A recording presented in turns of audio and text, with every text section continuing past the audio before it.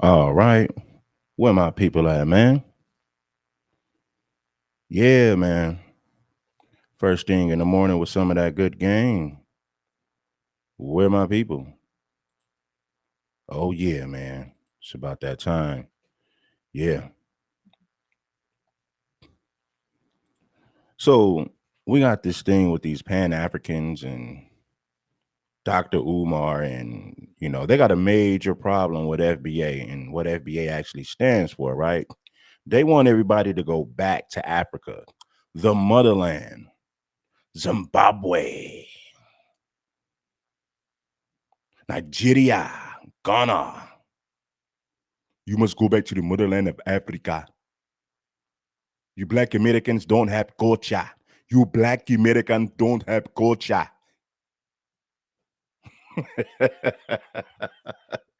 You black Americans do not have any culture. That's the problem. All right. So that's the word on the curb right there, man. You did. So tap on in for this early morning game, and we're gonna give you guys this work, this good old work. It's beautiful, man. King Supreme in a building. Yeah.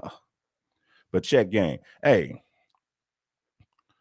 I wanted to do this yesterday, but I had to make some moves yesterday. So I said, you know what? I'll say this live stream for Saturday morning. You feel me? For sure.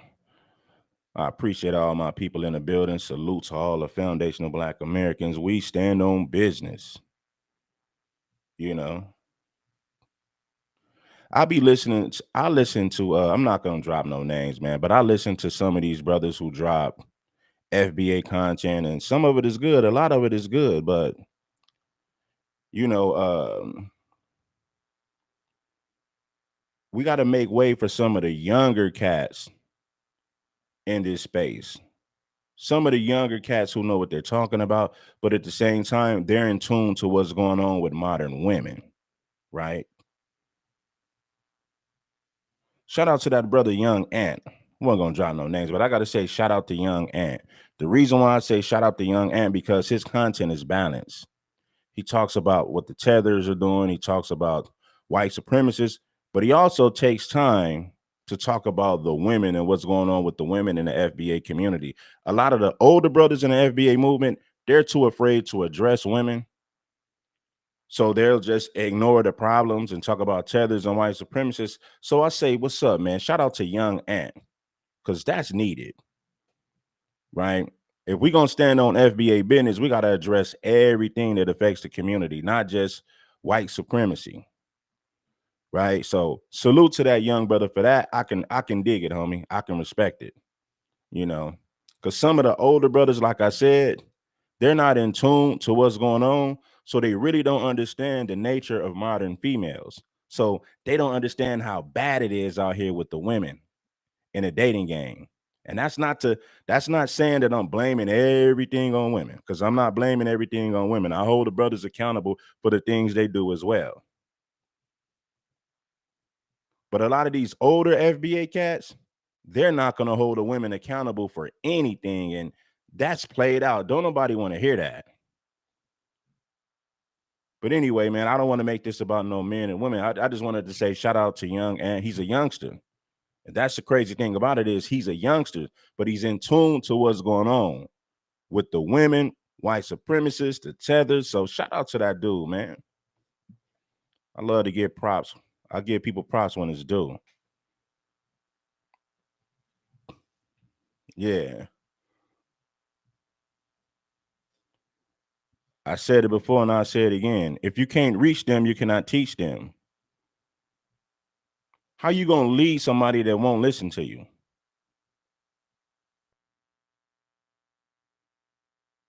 It's impossible for you to lead somebody who refuses to listen.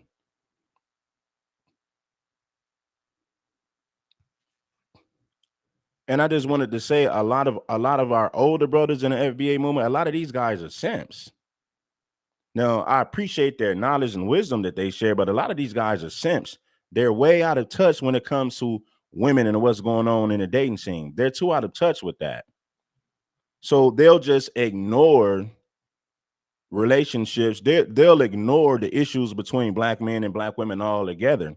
So they never take the time to address things that's important when it comes to relationships between black men and black women. And those guys are too out of touch. That's why you got to bring in the new wave of brothers who are balanced with everything. Yeah, they'll talk about tethers, they'll talk about white supremacists, but they'll also talk about black men and gang culture. They'll also talk about our women who happen to be feminists. Because what you got to understand is this: a lot of our conscious women are feminists, and a lot of them don't even realize it. We got a lot of conscious female feminists in the FBA movement. There's a lot of conscious Pan-African women. But if you speak to them and you start talking about dating and relationships between black men and black women, you will soon realize that this woman is a stone cold feminist. And a lot of black women don't even realize that they are feminists. That's the cold part about it. Being slave trade, America tells black men they should date. You got this guy by the name of Real Talk. He one of my biggest fans. He comes in here every day to tell me I'm a tether. It's really hilarious. But keep trolling in the comment section. I love it. A lot of our brothers are simps, and a lot of our women are feminists. A lot of our brothers in the conscious community, they are simps. And a lot of our sisters in the conscious community, they are feminists. I'm not saying this to down you. I'm not saying this to disparage you. I'm being honest about what's really going on. If you're a brother out there in the game and you date modern women, you know what I'm saying is true. You're going to say, yeah, that's true. A lot of our Pan-African and FBA brothers refuse to address this. Besides brothers like Young Ant, he ain't got no problem addressing it because he's a youngster who is dealing with modern women. So he ain't afraid to tell the truth about what's really going on. Salute to him. But a lot of our older brothers in this movement, they're too afraid to address women. They won't say nothing. So we got to pave the way for some of us up and coming brothers just spitting that heat, giving you a balanced conversation about everything that's wrong and what we need to do moving forward. Salute to the young brothers out there in the game. It's King Supreme delivering this game to you. Now let's go. No more interruptions. Black women with white mothers or brags about how much they want to sex up a white. If you're telling me that they have something good that I need to unite with, then I'm going to have to question. And if you're he's taking shots at Tariq Nasheed right here. And Dr. Umar, man, please hang it up, man. Pan-Africanism is dead. Hang it up, my brother. Taking shots at FBA won't work. Expecting Dr. Umar Johnson to unite with a Negro who tells black men they should date black women with white mothers or brags about how up a white girl. If you're telling me that they have something good that I need to unite with, to question your sanity, I am not the only person who should have an institution.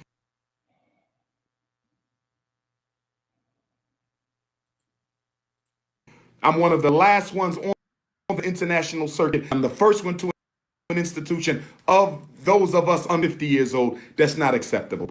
There was no Caribbean slave trade, American slave trade, British slave trade. It was one slave trade, which was largely controlled by the British, and they owned more than half of all enslaved. So if most of us was under one slave owner, why in the hell do we want to separate from other victims claiming slavery? I'll tell you why. Because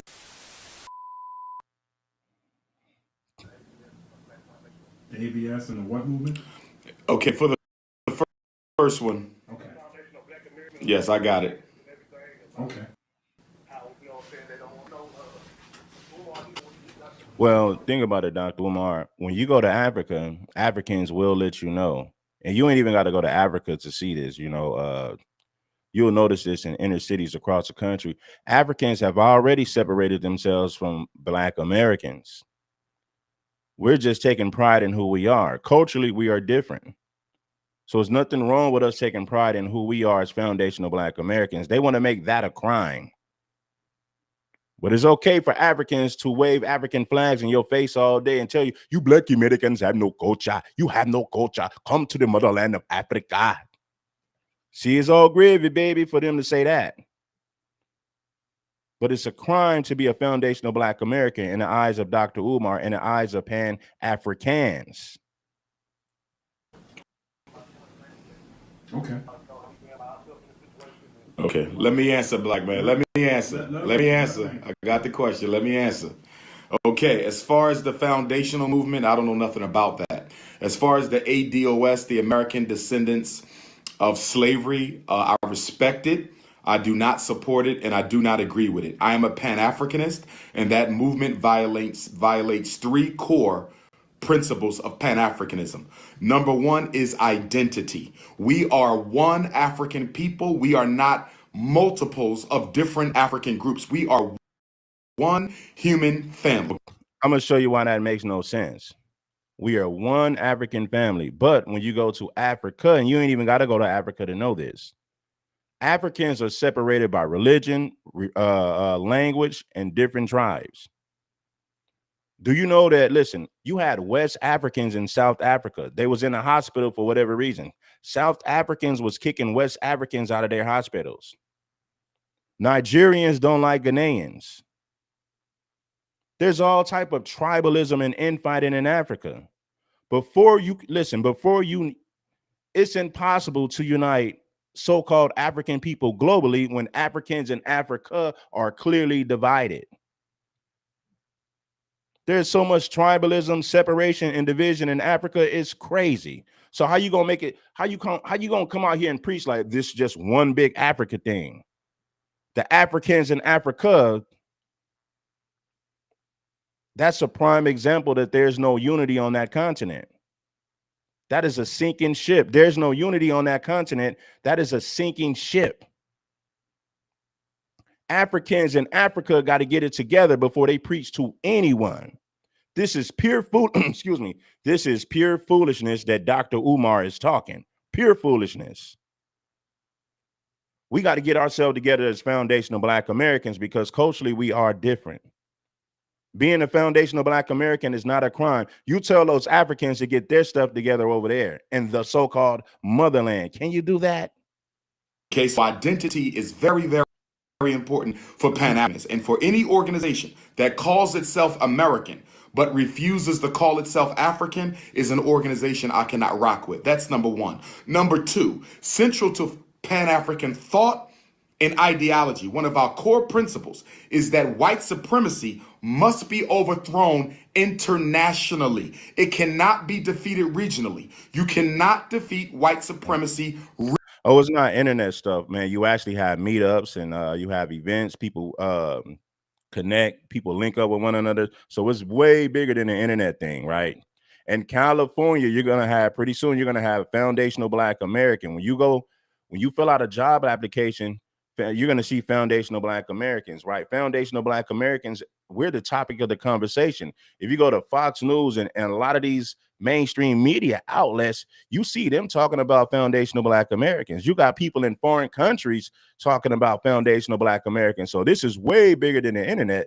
Oh yeah, please believe it. You're just repeating what you heard somebody else. That's only an internet thing. Only fools say that. This is our lineage. This is who we are as people. This is our culture. It's way bigger than the internet. Regionally, we must internationally. It cannot be defeated regionally. You cannot defeat white supremacy regionally. We must all rise up at once. It must be an international, concerted. How come Africa can't rise up as one? Africans are the majority on that continent, but yet and still they get defeated by foreigners who come over there and take over their land. Africans in Africa can't get it together. There's so much separation and division over there. They can't come together to accomplish nothing. So before you start talking this global Africanism, why don't you have the Africans in Africa fix their situation over there? Look at all those different languages. Look at all those different countries. They don't even like each other in Africa.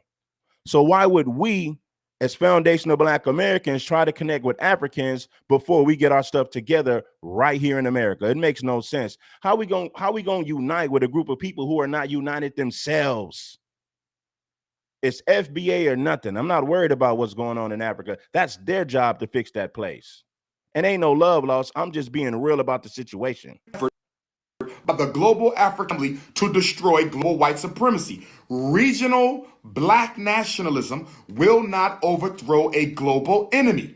Number three, okay, and probably the issue that I take most seriously with regard to the ADOS is the disidentification from our African immigrant brothers and sisters. I'm not disidentifying from nobody. Last time I checked, our Jamaican African brothers and sisters were enslaved. Last time I checked, our Cuban African brothers and sisters were enslaved. Last time I checked, our American African brothers and sisters were enslaved. We were all enslaved together. We were all brought from Africa together. Why am I going to disidentify from my Jamaican brothers and sisters, my Cuban brothers and sisters, my black British brothers and sisters, my African brothers and sisters, when we are all being victimized by the exact same oppressor? The Jamaicans were enslaved by the British. The African Americans were enslaved by the British, except for the last 90 years. So why are we separating when we were both enslaved by the same power? So let me get this right. What do you mean, why are we separated? Do you know Jamaicans wave a Jamaican flag in your face and say, I'm not a Yankee, I'm not a black American, I'm Jamaican? Haitians tell you they're not black. You know how many times I heard Haitians say, I'm not black, I'm Haitian? You know how many times I've heard Africans from Africa talk about blacks over here in America and how we're not African, we're not one of them? Huh? What planet do you live on, dude? Do you live on planet Earth? You're not using common sense. You sound foolish. Black people from Cuba let you know that, hey, I am a Cuban. A lot of them don't even claim to be black. Somalians will tell you, no, me no black, I'm Somalian. So it's okay for everybody to be who they are culturally, but it's a crime to be a foundational black American. Dr. Umar, you are a clown. You will get absolutely nowhere listening to Dr. Umar. How can we connect with a group of people that's divided themselves? Africa is clearly divided. Tribalism, separation, division. It is impossible for us to unite with a group of people who are divided themselves. White people laugh when they hear black folks in America talk about Africa. You know what it is? Oh, we'll fund that. We'll give you money to go back to Africa. Oh yeah, the white man to give you money to go back to Africa. That ain't no threat. Black people claiming their land here in America, black unity in America is the biggest threat globally. Pan-Africans are not a threat to the white man. The white man will fund you to go back to Africa because he knows that you're not going to get anything accomplished. The white man understands how separated and divided Africa actually is. The white man will give you money to send you back to Africa. He will fund Pan-Africanism. Why? Because it's not a threat. It is a joke. There's only 3 African Americans were enslaved by the British, except for the last 90 years. So why are we separating when we were both enslaved by the same power? So let me get this right. There's only 3 million African immigrants in the United States. There's only 3 million African immigrants in the United States. We're going to start a fight with them, but we're not going to start a fight with the LBGT who has stolen everything that black people have fought for. We're not going to start a fight with the Mexicans who have stolen everything black people have fought for. We're not going to start a fight with the feminists who have stolen everything black people have fought for. There's about 50 million Mexican immigrants in this country, twice that number of homosexuals, 5 times that number of feminists. But instead of fighting with them, we're going to pick on the lowest group on the totem pole, our own kith and kin, African brothers and sisters. I talk about Mexicans all the time.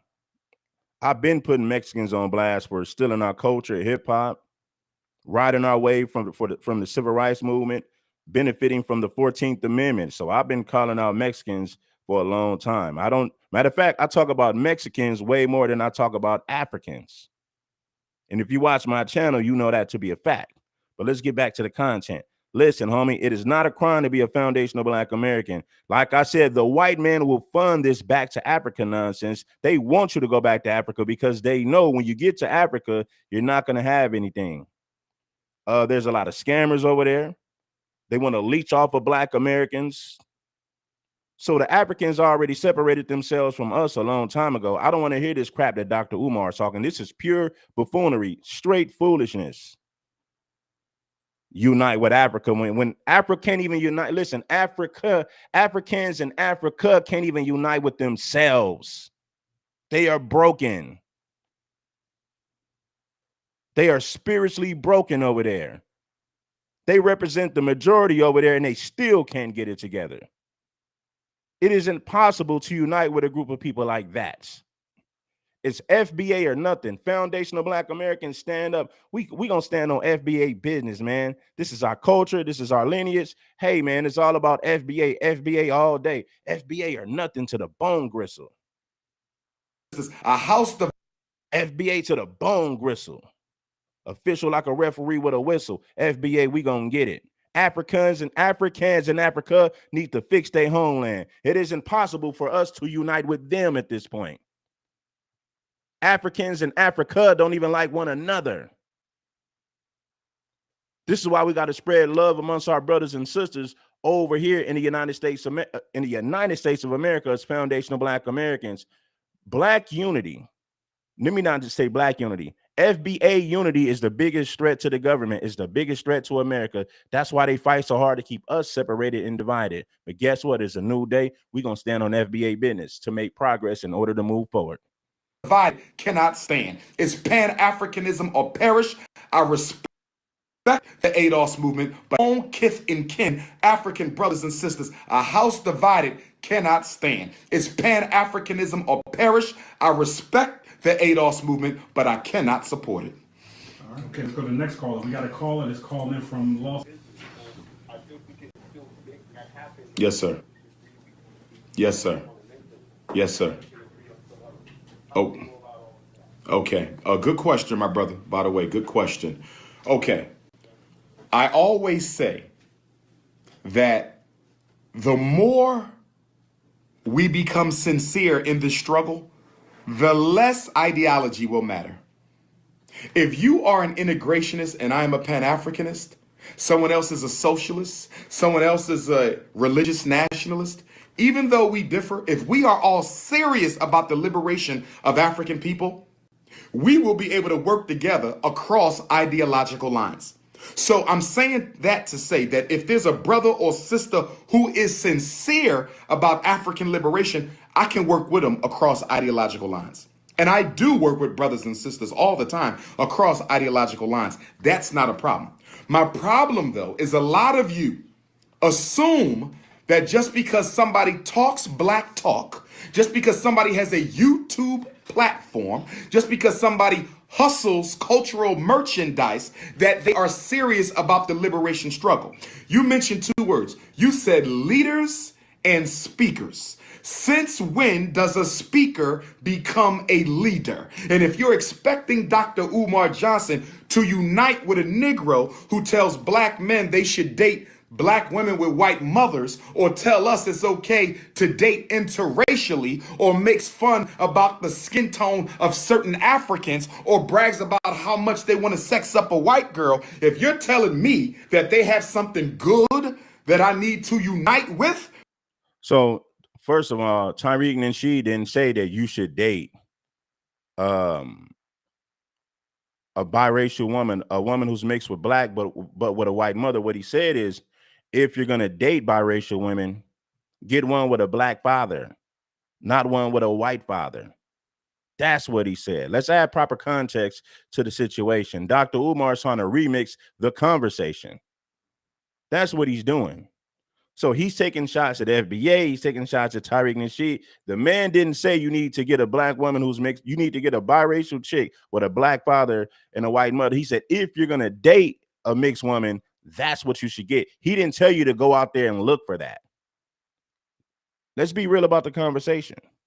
I'm going to have to question your sanity, brother, because I don't down like that. And I think we need to raise our political IQ, because we have this mindset that says everybody with a YouTube page talking black talk are serious about liberating black people. And I totally disagree with you. I would argue that 90% of the so-called black conscious YouTube personalities are opportunists, con artists, hustlers, and attention addicts. Opportunists, con artists, hustlers, and attention addicts who sit on YouTube all day long gossiping about almost nothing so they can get your attention and get some YouTube dollars. That's all it is. Dr. Umar, you talking about getting some YouTube dollars. You've been begging people for money to build that school for years. You've been begging people for money for years. That's what you've been doing. And you still haven't opened the school. Now you're blaming it on the white man. Do you know that Dr. Umar is blaming the white man for the reason that the school is not going to open? It's white supremacy holding them back. The white man got their foot on Dr. Umar's neck. The white man is the reason that the FDMG Academy can't move forward. The white man has put a wedge in his the white man is stopping his progress. In so many words. And you've been talking about this school for the last 15 years. But it's the white man's fault why he can't open the FDMG Academy. Building no institutions, they're not nation building. I'd be the only personality in black consciousness who has acquired an institution. I am not the only person. You didn't open nothing. You talk all this Pan-Africanism. You can't even unite Africans in Africa, but you got the nerve to speak on foundational Black Americans. You can't even unite Pan-Africans in Africa. Get it together, brother. Stop blaming the white man for why you can't open the FDMG Academy. It's the white man's fault. The white man is going to stop our progress, and you black folks ain't gave me enough money. Let me tell y'all something. You black folks ain't gave me enough money, and it is the white man that's stopping our progress. The white man is stopping the FDMG Academy for opening up. They're stopping our grand opening. The white man has had his foot on our neck for centuries. But you black folks have not given me enough money to open the FDMG Academy. You black folks ought to be ashamed of yourselves for not sending me enough money. Well, if the white man gonna stop your progress, if the white man ain't gonna let you open the FDMG, if the white man is not gonna let you open the FDMG Academy, why would black folks continue to send you money? Why would black folks continue to send you money? The white man is stopping me from opening the FDMG Academy, family. Shout out to my American Africans, my Australian Africans, my Brazilian Africans, my African Africans, my Africans in Jamaica, my Africans in Haiti. We're going to all get it together. Pan-Africanism is here, and FBA is a dead movement. I can't stand you foundational Black Americans. It's all about Pan-Africanism. I'm going to unite Africans globally. Hold on, Dr. Umar. You said the white man ain't going to let you open this academy. He ain't going to let you do it. So why would black folks continue to send you money if the white man is stopping you from doing what you really want to do? So they're just sending you money for your pocket because the school ain't gonna never open. You said the white man ain't gonna let it happen. I mean, make it make sense. Not nation building. I should not be the only personality in black consciousness who has acquired an institution. I am not the only person who should have an institution. I'm one of the last ones on the international circuit, and I'm the first one to an institution of those of us under 50 years old. That's not acceptable, brother. Stop calling YouTube people leaders. It's an insult to every real black leader we've ever had. Let's go back to the phone. We got Los Angeles on the line. Los Angeles, good afternoon. It's been over 10 years, but for some reason, the white man ain't gonna let him open that school, but he wants you to still send him money. Nah, family, the school ain't gonna open because the white man got his foot on my neck, but guess what? You continue to send me that money.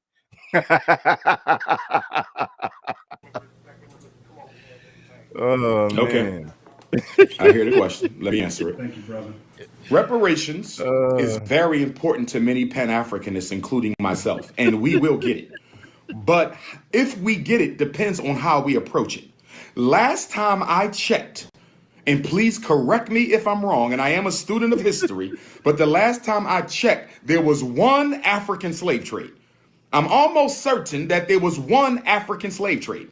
that took some of us to the Caribbean, and took some of us to Europe, and took some of us to America. I'm almost certain that there was one African slave trade. So if there was one African slave trade, there should be one reparations movement. The worst thing we can do is let there should be one reparations movement. So we gonna all come together, and no, it's not gonna work like that, bro. Africans don't rock with you, so they don't have your best interest in mind. We got to do this as foundational Black Americans, and maybe we can inspire other people globally to do what we are doing, right? But no, there's not going to be no global African connection. We're going to all come together to get reparations. That'll never work. That is a dumb idea. That will never work, fool. It is impossible for foundational Black Americans to work with Africans to achieve one thing. It's not going to work. Africans in Africa can't come together for one common goal. If Africans in Africa can't come together for one common goal, what makes you think foundational Black Americans, what makes you think we're going to be able to connect with Africans for one common goal? That is idiotic. That is foolish. Africans in Africa can't even work together. But we're supposed to connect with Black people globally for one big, we're supposed to connect with all Black folks globally for one big reparation check. That'll never happen. That is wishful thinking. This dude is crazy. White supremacy off the hook by dividing the reparations movement into parts. It needs some of us to America. I'm almost certain that there was one African slave trade. So if there was one African slave trade, there should be one reparations movement. The worst thing we can do is let white supremacy off the hook by dividing the reparations movement into parts. It needs to be one international, coordinated, and consolidated movement. There was no Caribbean slave trade, American slave trade, British slave trade. It was one slave trade, which was largely controlled by the British, and they owned more than half of all Africans enslaved. So if most of us was under one slave owner,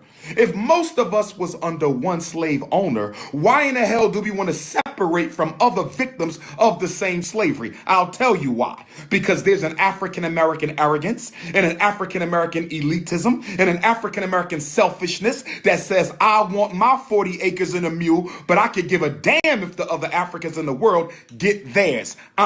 United we stand, divided we fall. We get paid together or not at all. Did you see the NBA draft last year? Damn near every kid who got drafted in the top 20, mother was white. The whole was an ice storm. Kim Kardashian can marry 10 black. Kim Kardashian can get a new husband every year out of the Negro community if she wanted to.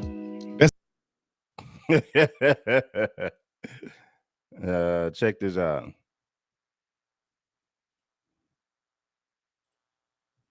African people from Caribbean contributed to the greats of America. DJ Herc, the father of hip hop. He is of Jamaican origin. Make sure that you guys bless the cash. Shout out to everybody for blessing the super chat. Let's get some more people to bless that cash app in a major way. We are cooking first thing in the morning. King Supreme. Make sure that you like the stream. You already know. For show. You did. And by the way, you said Dr. Cool started rap. You know he didn't. And Marcus Garvey. He's the father of hip hop, my brother. He's the father. He's recognized, universally recognized. He's the father. He's not the father of hip hop. Jamaican ancestry. You have an issue. Kool Herc is not the father of hip hop. You're selling a bold-faced lie. I want y'all to hear this lie that Dr. Umar tried to say. Dr. Cool started rap. You know he didn't. And Kool Herc did not start hip hop. Kool Herc got his game from foundational Black Americans. Most people didn't even know that Kool Herc was Jamaican until he met his mother. Kool Herc said it himself. And we ain't got to listen to Kool Herc because we got enough common sense to piece this stuff together.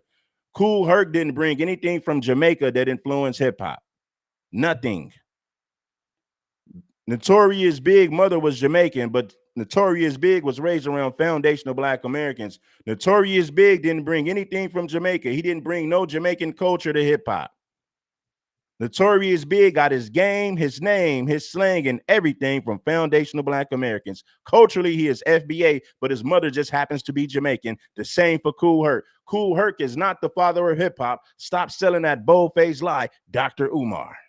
Marcus Garvey He's the father of capitalized hip on hop, what my brother. Callie He's the House father. said. Recognized, universally he's recognized. not. He's James the father. Brown. He's of Jamaican ancestry. James You have an Brown issue is with the father Africans. of hip hop. You have Okay? an Yeah, that's issue what I with was gonna Africans say. who are not born in Actually, America. hop You started are on a the plane. journalist actually and you are The part of the original hype division man was on amongst the plane. African people. I actually don't. You have an What I have issue an with issue with- Africans not born what in I have an America. issue with is You what's are a happening right now. tribalist and you are part What of I the have an issue division right now amongst African is with people, my brother. people I'm doing going what to you're pray doing for right you now, to grow past that. trying to. So you feel? Do you still feel that reparations in America is for all African people? Well, for me, coming from a Pan-Africanist standpoint, and I offer no apologies, just as I've said in my message in Jamaica, just as I said in my message in Guadeloupe, just as I said in my message in Ethiopia, just as I said in my message in South Africa, and just as I'll say in my message this weekend in Barbados and next week in the U.S. Virgin Islands, there was one slavery that took African people from one continent and scattered us all around the world. And because there was one slavery, there should be one organized reparations movement. And even if Negroes are still in love with being separate from one another instead of operating as a single race, we should still at least collaborate and communicate with each other so that the white power structures of the world who we're going to for these reparations cannot play the divide and conquer, separate and rule tactic, because there's no collaboration amongst. How can we divide something that's already divided? Africans in Africa, clearly they're divided. Jamaicans and Haitians, Jamaicans and Haitians really don't rock with each other like that. Africans in Africa don't rock with each other like that. Look at all that separation, division, tribalism. We can't divide something that's already divided. Why don't you hold Africans accountable for tribalism? But clearly, Dr. Umar, he won't do it. He won't do it. How is it possible for us to connect with Africans in Africa and they can't even get it together over there in the homeland? Ghanaians, listen, you're not going to see Nigerians connect with Ghanaians. You're not going to see West Africans connect with South Africans. They are too divided through tribalism over there. Foundational Black Americans got to do what's best for foundational Black Americans. We ain't got no damn business worried about what's going on in Africa. That doesn't benefit us. It doesn't benefit us to worry about that. We got to get our stuff together right here in the United States of America, right here, 10 toes down.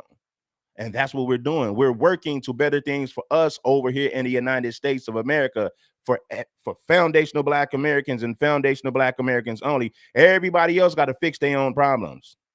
This fool talking about let's unite with other Black folks globally for one big reparations check. This dude is a fool.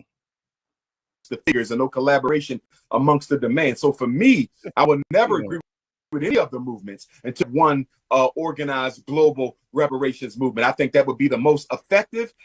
One organized reparations movement. So we're going to connect with Black people globally to get one big reparations check. That'll never happen. Africans in Africa don't get along with one another. Africans in Africa don't even like Blacks from other places. They barely get along, but they don't even get along in Africa. So what makes you think they like us Blacks over here in America?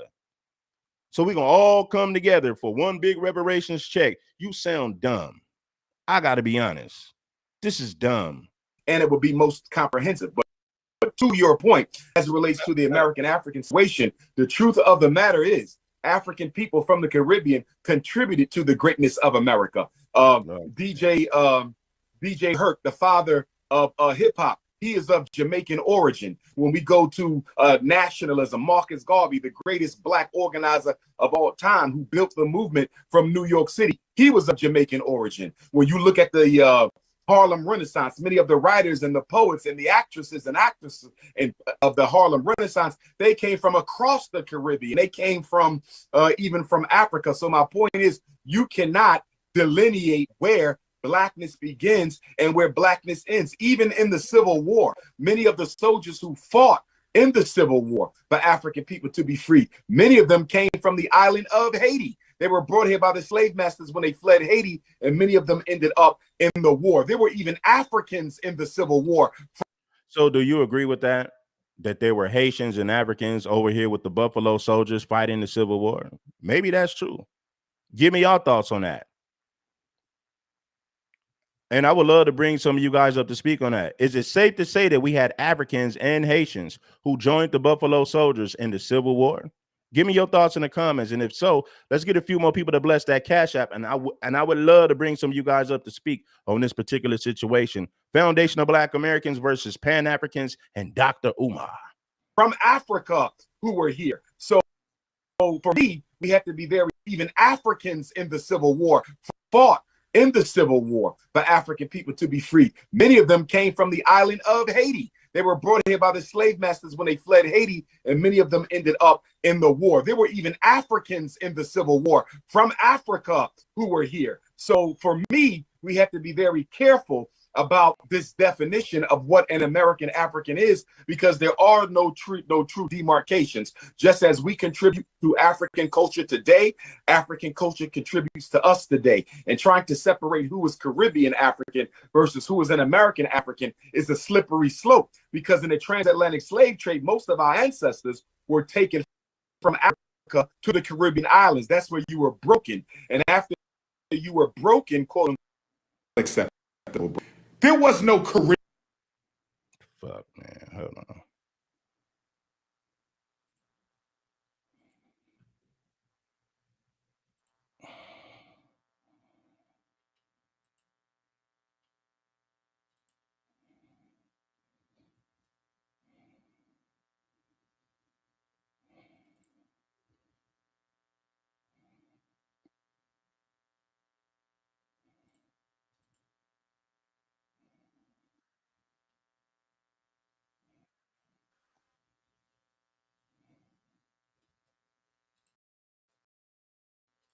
Caribbean slave trade, American slave trade, British slave trade. It was one slave trade, which was largely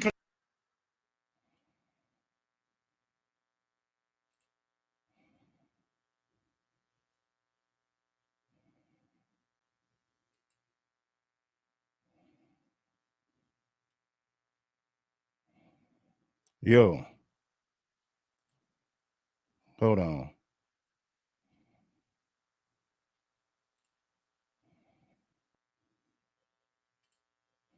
Hold on, guys. You got it. I had to fix something real quick. Hold on. Hold on 1 second. We're going to get this together. I had to make a little adjustment to something. The screen went out. So we're going to get this together. Hold on, family. We're going to fix that right now.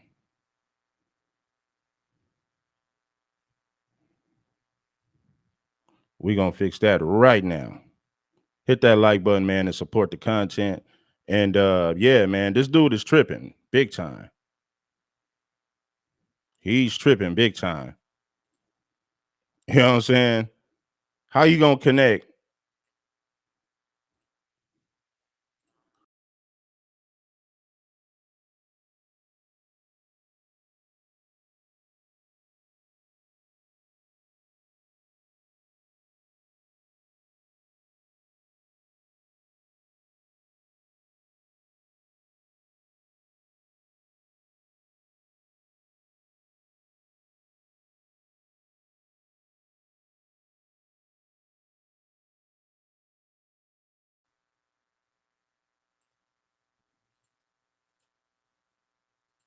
slave. So if most of us was under one slave owner, why in the hell do we want to separate? We had 600 plus people, 600 something plus people watching. Let's get them numbers back up. I had a glitch. So let's get them up to 600 plus, man. I had to fix a little glitch that was going on, but we back. And if you're expecting Dr. Umar Johnson, but we're back though. African people from the Caribbean contributed to the great, because there's no collaboration amongst the figures and no collaboration amongst the demand. So for me, I will never agree with any. Let's get the numbers back up to 600 plus. Let's get up to 1,000. You know, we had a little minor glitch. I had to fix that, but we back. Movements until we have one organized global reparations movement. I think that would be the most effective and it would be most comprehensive. But to your point, as it relates to the American African situation, the truth of the matter is African people from the Caribbean contributed to the greatness of America. DJ Herc, the father of hip hop, he is of Jamaican origin. When we go to nationalism, Marcus Garvey, the greatest black organizer of all time, who built the movement from New York City, he was of Jamaican origin. When you look at the Harlem Renaissance, many of the writers and the poets and the actresses and actresses of the Harlem Renaissance, they came from across the Caribbean. They came from even from Africa. So my point is, you cannot delineate where blackness begins and where blackness ends. Even in the Civil War, many of the soldiers who fought in the Civil War for African people to be free, many of them came from the island of Haiti. They were brought here by the slave masters when they fled Haiti, and many of them ended up in the war. There were even Africans in the Civil War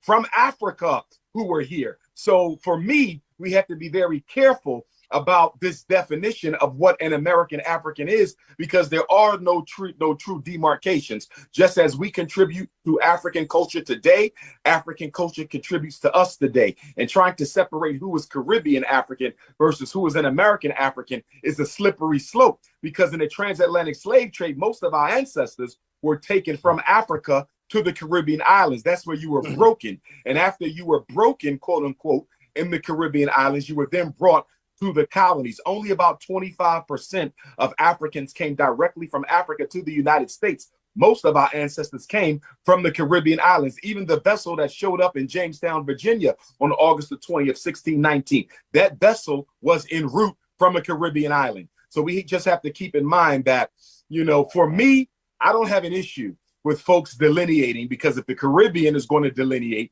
and if the continent is going to delineate, I don't have a problem with the American African delineating. I'm simply saying there are no sure dividers when it comes to dictating or determining or defining who is an enslaved, who is a descendant of an enslaved African in America versus someone who should be excluded because they have African or Caribbean ancestry, particularly Caribbean ancestry, because slavery started there longer before we got here. So many of us came directly from those parts. So from the Caribbean. Now, I will say that I'm not so familiar with some of the stats you mentioned about there being a lot of Caribbean or African soldiers in the Civil War. But I'm from South Carolina. I know you know the Gullah Geechee people and our system of slavery. Shout out to First Class Citizen for the super chat. Shout out to Go Gadget. Shout out to everybody for blessing the super chat. Established here in South Carolina was pretty much transported from Barbados until they realized that small island couldn't keep up with the large demand for the rice plantation. But the thing with reparations, the debt in America, at least, the debt starts with the end of slavery. And the majority of those people, as I said, as data does support, were third, fourth, fifth generations. Most of them came from really domestic, sadly to say, breeding farms. Virginia and Maryland, where Miss Giselle is from. And then after that, you will have, as I know you know, a century of government-sanctioned terrorism.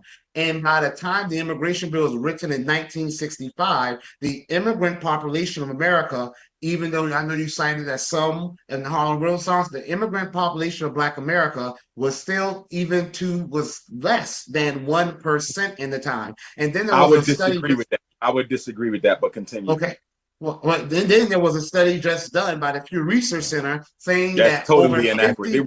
There was way more Africans in here than 1%.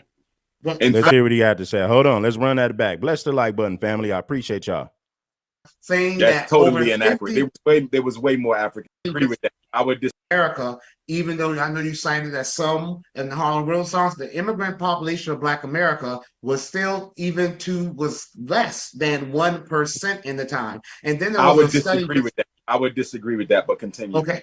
Well, then there was a study just done by the Pew Research Center saying that's that totally inaccurate.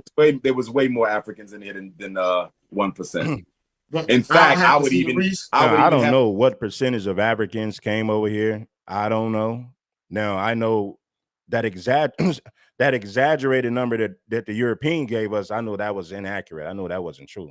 But I don't know what percentage of Africans came over here. Now a lot of people say, "Oh, a lot of us we have a lot of blacks who are native to this land, Black Aboriginals." So some say, well, they only brought 5%. 5% of Africans, you know, when it comes to the slave trade, they only brought 5% of the Africans to America. I don't know what percentage of Africans were brought here. I don't know. I'm not going to pretend like I have all the answers. But what I do know is the white man did exaggerate the number of Africans that they did bring over here. That number was clearly exaggerated. The white man wanted to paint the picture like we all just came from Africa and there's no such thing as a black aboriginal to this land.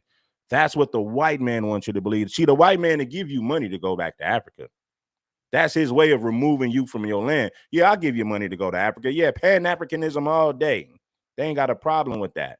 Now, when you start talking about foundational Black Americans and how you and how this land is yours and your ancestors are from here, that's a threat to the European right there. They don't mind you talking this Pan-African nonsense, not at all. If you notice, hold on one second. Let me clear my throat. If you notice, you don't hear white people talking about Pan-Africanists at all. They're not worried about Pan-Africanists. Foundational Black Americans taking ownership of this land, that's the biggest threat to the European, not some clown talking about we're going to go back to Africa where everybody's already divided. No, they ain't worried about that. The challenge how they came up with those numbers, but continue. Well, we have to look at the research, and then there was the one done, the Pew Research, that's saying that over 50% of Black immigrants in the country came in after the year 2000. After the Immigration Act, there was a big wave. So only 3% of American Africans are immigrants. Only 3%. So you're not even dealing with a whole bunch of people. My issue with the reparations piece, and again, that's not my fight. I'm gonna let y'all fight that because that's not important to me at all as a Pan-Africanist. But my issue with reparations, folks, is how we would go out of our way to castigate 3% of African immigrants. 3% of us in this country are African immigrants. They're not as large as these other group of immigrants that are here. But be that as it may, we would go out of our way to castigate that small 3% of our number in this country who immigrated from the Caribbean, Central South America, or Africa, but we say almost nothing about the Latinos who have been raping your civil rights. You say nothing about the LGBTQ who have been raping your civil rights. We don't say anything about the groups who are really responsible for eating from the plate of Black America because we're scared of them. So we don't want to upset We've been talking about the Latinos and, anybody that's tethering on to our movement. We've exposed all of them. You look at my channel, who's held Mexicans accountable more than King Supreme? You're going to see me holding Mexicans and Latinos accountable for their anti-Black racism. I talk about that all the time, especially when you think about the fact that I'm from Los Angeles, so I understand how Mexicans operate firsthand. And I've done so much I've done so many streams on Mexicans and their anti-Black racism. Matter of fact, I talk about Mexicans way more than I talk about Africans. Homosexuals. We don't want to upset the women's movement. We don't want to upset the Latinos. So we're going to pick on the African immigrants because they're the only people we're going to get away with by targeting them. Why are you not targeting the real people who have siphoned off of the civil rights movement? Why are we attacking African immigrant brothers and sisters? That's just my position. But again, that's not my fight. I'm going to let y'all have that because as a Pan-Africanist, I wouldn't even waste my time on that. Let me push back. If you probably not that familiar with me, no one called out the Mejorando La Raza gang among a lot of Hispanics who a lot of times classify as white, even if they are Black. Asian Americans, white women, these ones, the ones who are anti-Black. Dr. Umar is clearly out of touch. We've been going in on these Mexicans and Latinos for a long time, especially like I've seen Blacks. Listen, I've seen FBA people talk about that who I've never seen them make content about Mexicans until this immigration thing and mass deportation. Prior to that, most of these guys wasn't talking about that. But guess what? King Supreme was. You can look at my videos that I did 2-3 years ago, and you're going to see me holding Mexicans accountable, going in on them, putting fire to their feet. I talk about Mexicans way more than I talk about Africans. That is a fact, Jack. Shout out to Tariq Nasheed. Tariq Nasheed has called out the Mexican and Latino community for their anti-Black racism. So we're not just talking about tethers and Africans. of course, the LGBTQ movement, all those groups get called out. But what has not historically happened in America, we as Black Americans have not called out those who look like us, but oftentimes will work against us all the same, who are Black Bingo. Americans, freedmen, or FBA, as you would sometimes call Clarence American Thomas Right. has What you haven't seen was Black Americans call out the Africans. We've been calling out Mexicans way longer than we've been calling out Africans. So, Dr. Umar, you need to get your information straight. You ain't got your facts together, brother. We've been calling out Mexicans, especially those of us from California. California brothers are on the front line with these Mexicans, so we understand how they operate firsthand. If anybody gonna call out a Mexican, it's gonna be an FBA brother from California. We're the main ones who's dealt with these people for the last few decades, so we know what it is. So calling out Mexicans is nothing new. Now, foundational Black Americans taking a stand and calling out Africans, that's a new thing. Because 10 years ago, wasn't nobody saying nothing about Africans. Africans barely started getting called out maybe like within the last 5 years. Within the last 5 years, we decided to call out Africans for their hypocrisy, for their buffoonery, for their tribalism, for their hatred of other Africans in Africa. So how are we going to unite with them in America when Africans in Africa can't even get it together? done more to work against Black. Have not called out those who look like us, but oftentimes will work against us all the same, who are Black Americans, the LGBTQ movement, all those groups get called out. But what has not historically happened in America, we as Black Americans have not called out those who look like us, but oftentimes will work against us all the same, who are Black Americans, freedmen, or FBA, as you would sometimes call American Clarence Thomas African, has done more to work against Black people than any immigrant you can name. or Candace Owens has done more to work against African people than any immigrant that you can Candace name. Owens is not one of us. She's from the Caribbean. Now, Clarence Thomas is from Savannah, Georgia. I don't know a whole lot about him legislatively, but I do know, and I was going to get to this point, but we're running out of time. You don't know a whole lot about him. You don't know what just happened with affirmative action and higher. And I agree what just happened with affirmative action. What are you talking about? I agree what just happened with affirmative action. He pretty much made it clear that freedmen, which is a status that's held by the descendants of American slaves, is not racial, it's based on lineage. And now these other groups, like those immigrants you just mentioned, but even including some Black immigrants, cannot just come in the country and say American racism has hurt them directly. But let me continue real quick. I think the issue is... Oh, no, we've been calling out Jamaicans and foundational Black Americans have been calling out Mexicans, Jamaicans, Haitians, and Africans. We've called them all out, along with white supremacists, along with white nationalists. We've been going in on everybody. We're holding everybody accountable. Ain't nobody safe over here, man.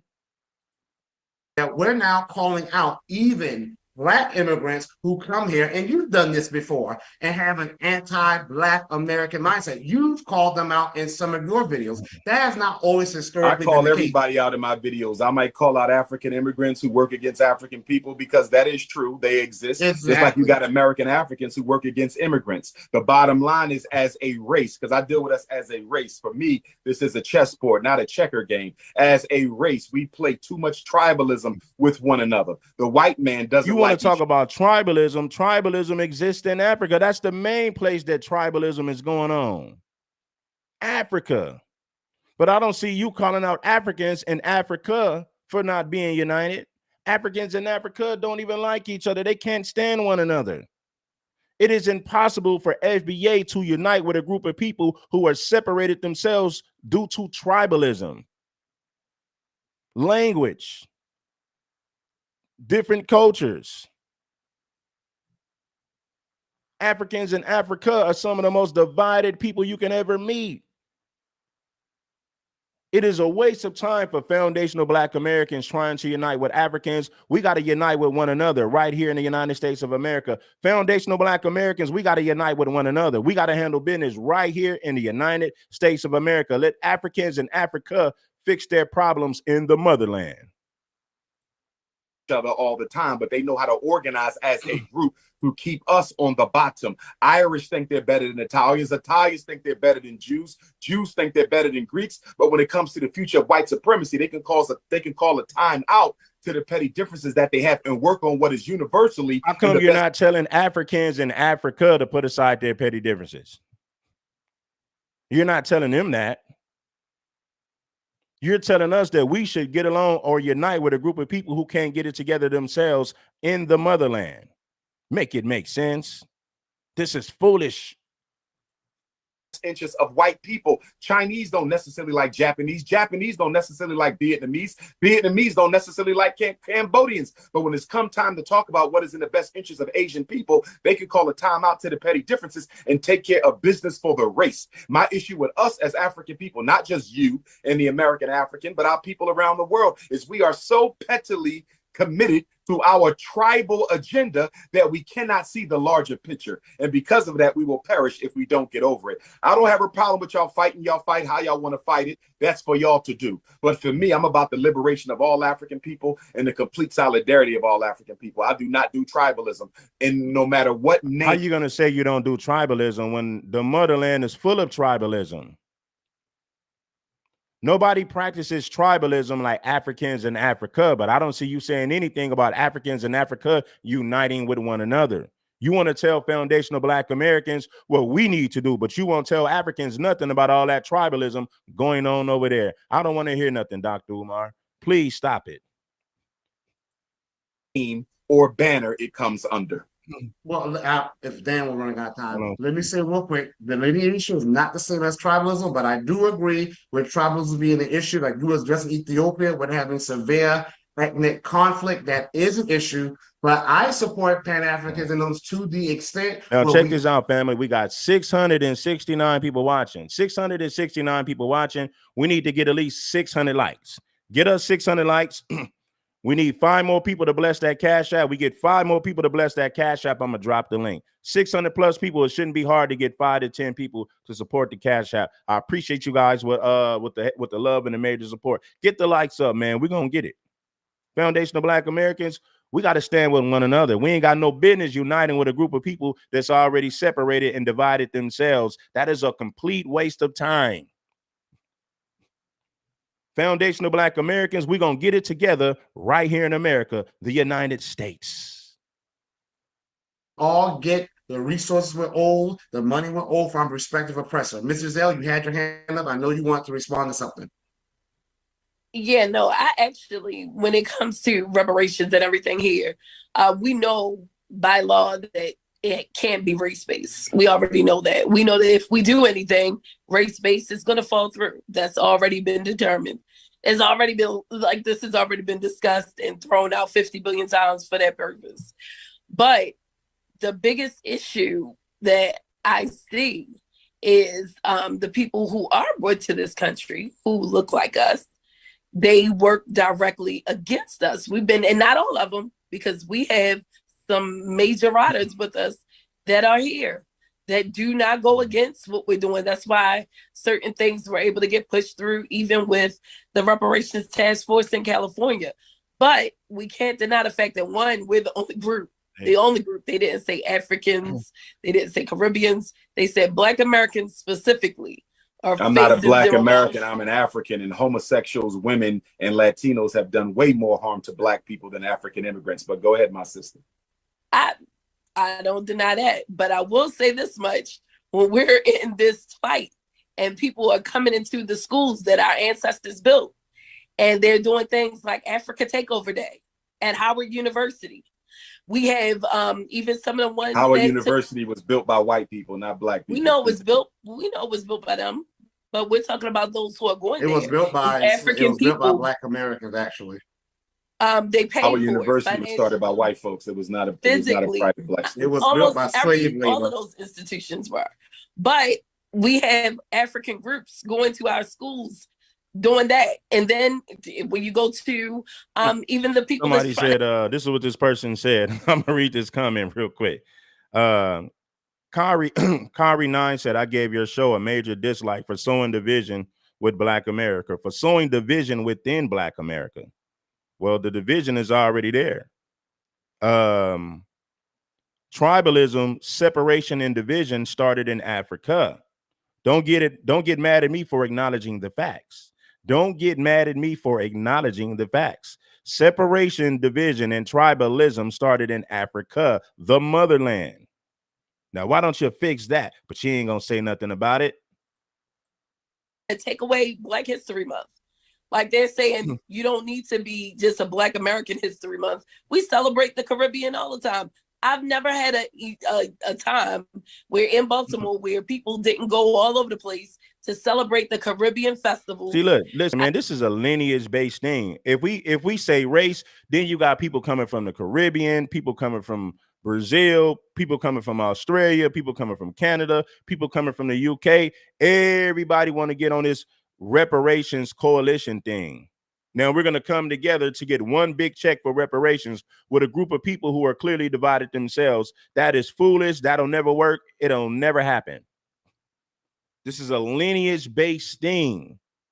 Dr. Umar wanted to be some global,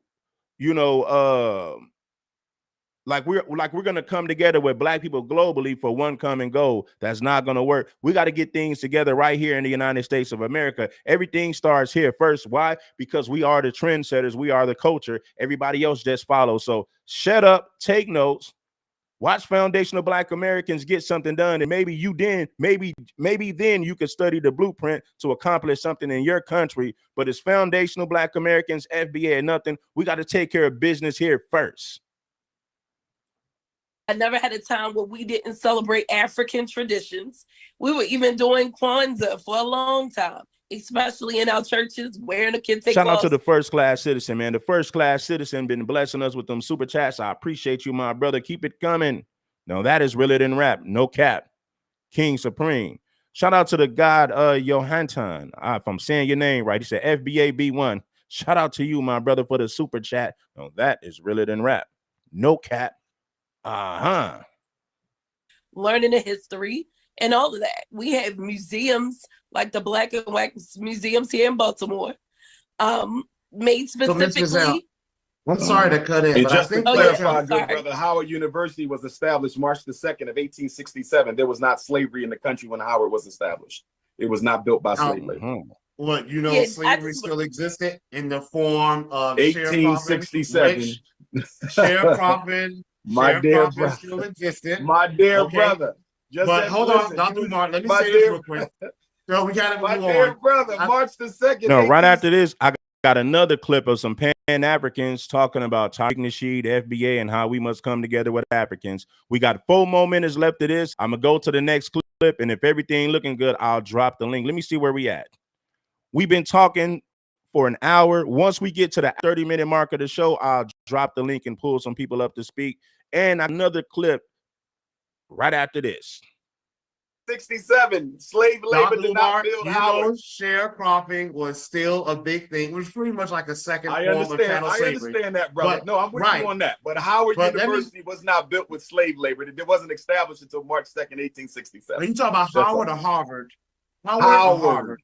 Black Howard, DC. Mrs. L, you mentioned Chocolate Howard City. or Harvard. She said I Howard. mentioned Howard. Morgan State Okay. University was built by Black people, and it's a lot of immigrants that's taking over that school also. But it's not. Well, let me all just white. say, Well, Mrs. if L, y'all we want to gotta keep cut picking in. on the immigrants, y'all can keep picking on the immigrants. When y'all going to get at the Latinos, the homosexuals? Oh, and all the, of them. We've already called out the Latinos. We've been calling them out. Have you been looking at YouTube with us calling out the Latinos for leeching off of our civil rights? For leeching off of the 14th Amendment, for leeching off hip hop? We've been calling our Latinos for a long time for their hatred and animosity towards foundational Black Americans. We've been calling them people out. Absolutely. We They're the said ones. immigrants. I'm about to They're say, the ones. hold They're on. the ones Immigrants. hustling black Yo, folks. yo, They're not we going only to got attack 5 them though. minutes left. They We get a got 5 pass minutes though. left.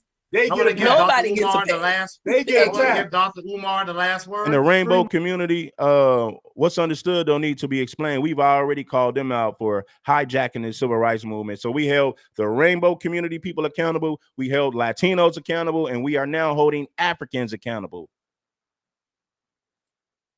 And was No, being sir. called out. No. First of all, let me say this to the listening audience. As you said when we started the interview, we can agree to disagree. So Right. we are all passionate, but this is all in love. I want to make that very clear. You understand me? I want to be clear about that. As a Pan-Africanist, we are about unity. We can disagree. We disagree within the Pan-African movement at times. You understand? It is healthy to have this intellectual discourse, as you said at the top. So we are not being adversarial or personal. We're dealing with the issue as we should. Exactly. And it's okay that we disagree, because it's okay to disagree. People need to hear both sides of an argument and decide where they line up on it. We don't have to agree on everything, but we do have to agree on certain key issues. Now, the one point we did not get to as it relates to the reparations piece is the list of demands. For me, that deserves more attention than any effort to exclude African immigrants, but do nothing about Latinos, gays, and the white women's movement. Well, Dr. Umar, but we got to look at that list. We got to look at that list. No, we've called everybody out, right? This is not like, we're not just singling out one group. We're holding everybody accountable who oppose foundational Black Americans. I repeat, we hold everybody accountable who oppose foundational Black Americans 100%.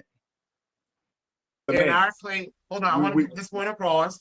They're not included in our claim either. That's number one. Two, you mentioned a good point about tribalism. Understand that even when Black immigrants come to this country that was built on the back of Black Americans, I know you don't consider yourself that, they will start organizations only for them. Whereas Black Americans have no issues with that. But you do have to say they continue we to start organizations that include white folks. And we start organizations that where's our include those racially Black exclusive immigrants. organizations? Everything we start, we make it multicultural. We start organizations so let me that get this include straight. Black Let me get immigrants. this Stop straight. over talking. Let me get this straight. The African organizations immigrant will that start an include organization Black with them. immigrants, We which will is start no- an which no organization problem. and bring white folks in it and Well, dilute we it also and let bring everybody immigrants in under it. the sun And come in it. that's But the it's a problem problem. if they do an organization And that's for the themselves. problem. That's We hypocrisy. have That's a been- double We standard. have been too all-inclusive, but the reparations claim, it was the Supreme Court ruling. We got 600 some people watching. We need 600 plus likes. We got over 600 some people watching. We need over 600 something likes. Only be based on lineage. And by the way, you said Dr. Cool or her started rap. You know he didn't. And Marcus Garvey, He's the father of capitalized on hip what hop, my brother. Cowley He's the House father. did. He's Recognized, not. universally He's recognized. not. He's the James father. Brown. He's of Jamaican King ancestry. Cool Herc is not the father of hip hop. He is not. Clearly, he's not the father of hip hop.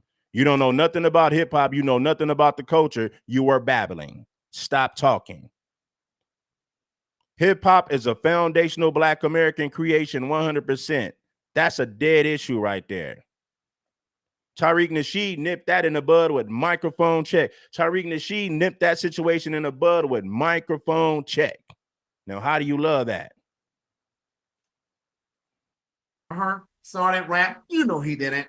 And Marcus Garvey, He's the father of capitalized on hip what hop, my brother. Cowley He's the House father. did. He's Recognized, not. universally He's recognized. not. He's the James father. Brown. He's of Jamaican ancestry. James You have Brown an issue is with the Africans. father of hip hop. You have Cool Herc was an Americanized Jamaican. Cool Herc was Americanized. He didn't bring no culture from Jamaica. You can't name anything that you can't name one thing that Cool Herc brought from Jamaica that he added to hip hop. Everything that Cool Herc did in hip hop comes from foundational Black American culture 100%. Microphone check broke all of that stuff down. And guess what? I already knew that before microphone check because I studied the history. I understand the culture. Cool Herc was an Americanized Jamaican. Cool Herc got his name, his gang, his slang, and everything from foundational Black Americans. So did the Notorious Big. So did Busta Rhymes. Culturally, these people are FBA. But when they get rich, when they get famous, now all of a sudden they want to claim Jamaica when they didn't start off talking about Jamaica. Yeah, that's issues what I with was gonna Africans say. who are not born Actually, in America. Let me get this include straight. Black Let me get this immigrants. straight. Let me get Hold this on, real straight. quick. These The start African organizations immigrant will that start an include organization Black with them. immigrants, We which will is no- start an which no organization problem. and bring white folks in it and Well, dilute we it also and let bring everybody immigrants in under it. the sun And come in it. that's But the it's a problem problem. if they do an organization And that's for the themselves. problem. That's We hypocrisy. have That's a been- double We standard. have been too all-inclusive, but the reparations claim, it was the Supreme Court ruling, can only be based on lineage. And by the way, you said Dr. Cool or her started rap. You know he didn't. And Marcus Garvey, He's the father of capitalized hip on hop, what my brother. Cowley He's the House father. did. He's Recognized, universally He is recognized. not the father. Cool Herc was a DJ. He had nothing to do with the MCing. He had nothing to do with the dances. And you must understand that hip hop derives from the music that we created prior to hip hop. Soul music. Think about R&B. You think about jazz. You think about the blues. You think about funk music. Hip hop comes from the music that we created prior to hip hop. Dr. Umar knows nothing. He don't understand the elements of hip hop. He don't understand what created hip hop. Kool Herc is not the father of hip hop. That is one of the biggest lies ever told. Microphone check, nip that right in the bud. This fool don't know what he's talking about. Kool Herc is the father of hip hop. No, absolutely not. He's James the father. Brown, He's of Jamaican ancestry. James You have Brown an issue is with the Africans. father of hip hop. You have Yeah, an that's issue what I with was gonna Africans say. who are not born Actually, in America. hip-hop started You No, are on a plantations. no, I actually tribalist, and you are The part of the original hype division man was on amongst the African plantations. people. I actually don't. You have an What I have issue an with issue with- Africans not born What in I have an America. issue with is You what's are a happening right tribalist, now. and you are part What of I have the an issue division right now amongst African is with people, my brother. people I'm doing going what to you're pray doing for right you now, to grow past that. trying to See, capture. Marcel can do whatever he want to do, right? I'm not against people for their sexual preferences, but one thing I will say, foundational Black Americans got to stand on business, and I preach heterosexualism. Anyway, I ain't even gonna dive into that because that can turn into something else. But anyway, man, shout out to Marcel. Whatever he do is his business, but hey, it is what it is. Dr. Umar, whatever you do is your business. You want to get money, you want to preach this back to Africa. Well, you can continue to do that for all I care. That doesn't affect me. You want to take people back to Africa, but go back to Africa. Why don't you unite people in Africa? Foundational Black Americans, we got our own thing going, and we're gonna continue to push forward. Plain and simple. I'm going to pray for off of you to Black grow Americans' past that. gains and Black I'm going to Americans' pray gains. for you to grow past But that, my Dr. brother. Umar, Don't be a tribalist. Don't be a divisionist. I do want to Stop give you. scapegoating Well, guess African what? immigrants when you should be going at them Latinos, Reparations homosexuals, is and a white women. lineage-based claim. Reparations is a lineage-based claim, and that is the way it has The to be lineage is African. constitutionally. And from America, it has to go to those who are Black descendants of American slaves. It will not stand up original. But Dr. Umar, I want to give you the last word. I know you're starting your school. Is there any way people can support it?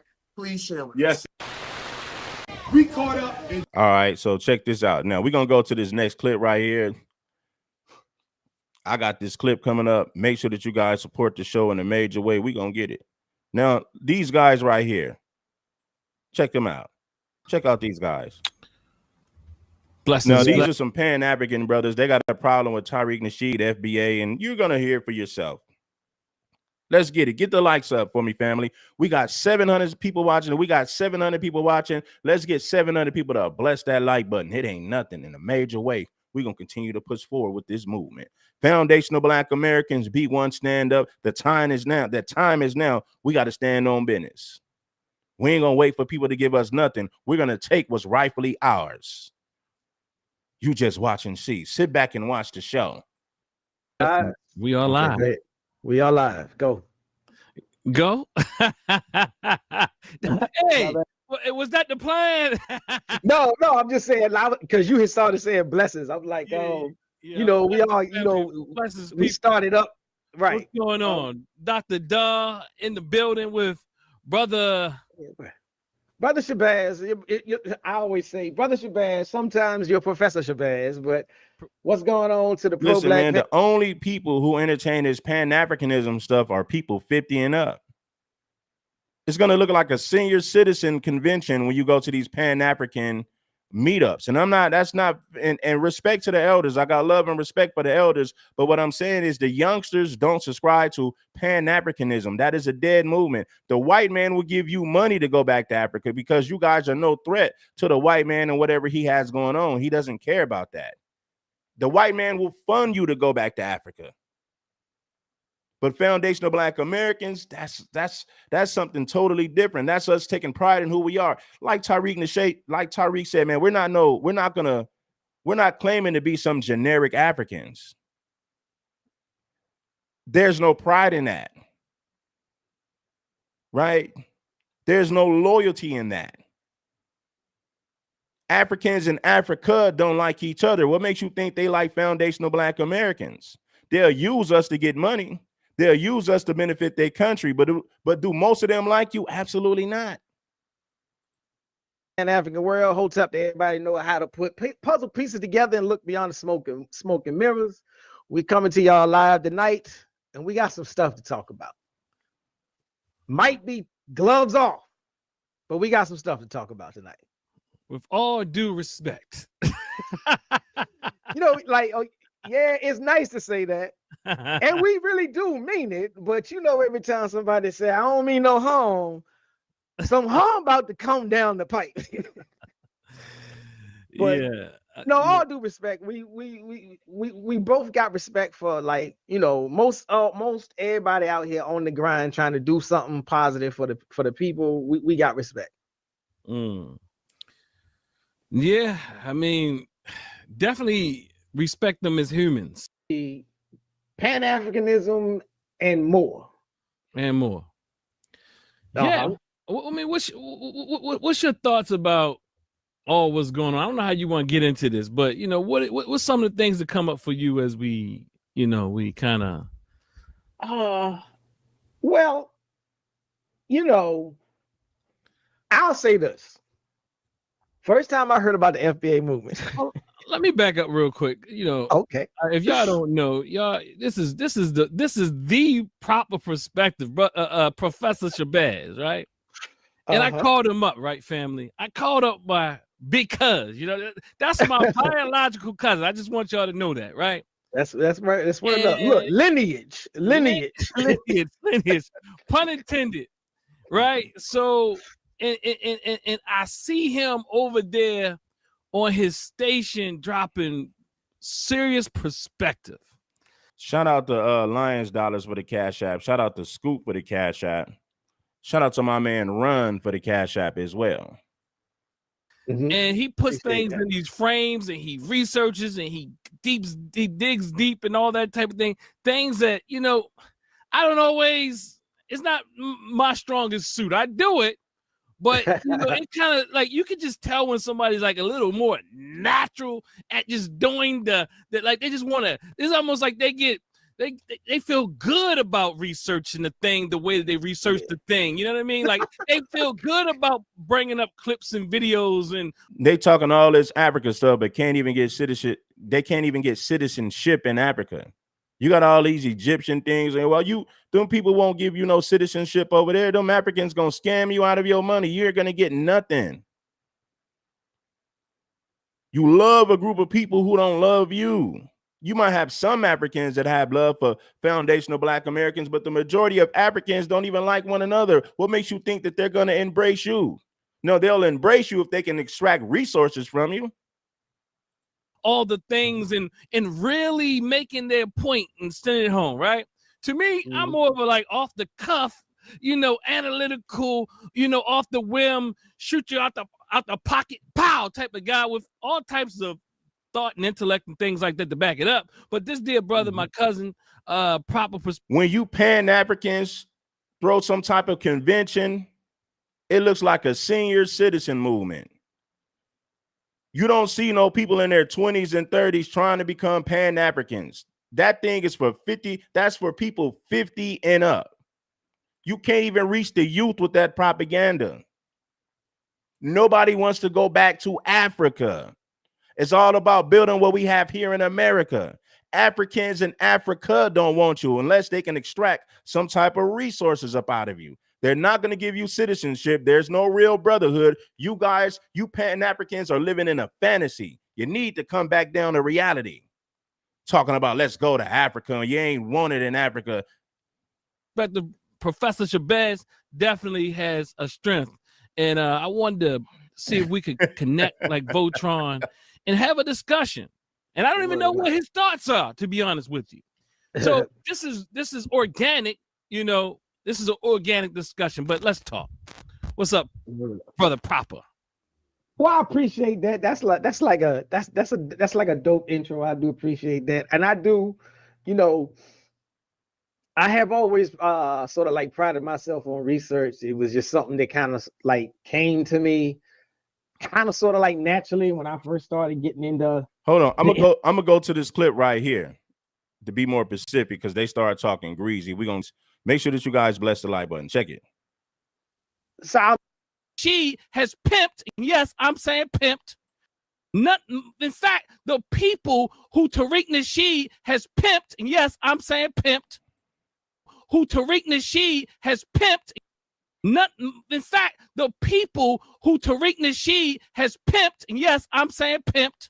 Because I have firsthand hold on, let me back up. Not unconsciously. Well, what I'm saying, I have firsthand account. He pimped a lot of us. Those who participate and those who watch and view his mess. And what I'm saying is, I've talked to the elders before now. I'm talking about years ago. And they said Tariq is a mess. But you understand? I'm not look, people who try to get an opportunity, I get it, but get in and get out. Tariq is not for us. Don't get stuck with that man. I get why people would take the opportunity, but don't get stuck over there because Tariq is a problem. And what he wants to do is pimp people. And the fact I got sent the interview from a dear sister, and in that interview that Tariq did recently, he said, I'm taking James Smalls off of everything. Look. And then people are going to sit around and be okay with that.